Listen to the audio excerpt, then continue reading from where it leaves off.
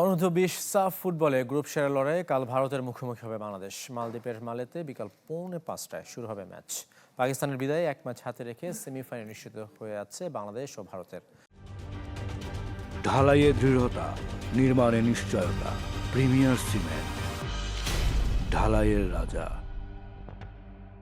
তাই দুই দলের পরবর্তী এই ম্যাচ গ্রুপ সেরা হবার লড়াই। ম্যাচের আগের দিন শুক্রবার শেষ অনুশীলনে ফুটবলারদের ফিটনেস আর ট্যাকটিক্যাল বিষয়ে মনোযোগী ছিল কোচেস প্যানেল। নিজেদের প্রথম ম্যাচে পাকিস্তানকে 2-0 গোলে হারিয়ে আসর শুরু করেছে বাংলাদেশ। দুটি গোলই করেন যুক্তরাষ্ট্র প্রবাসী রোনান সুলিভান।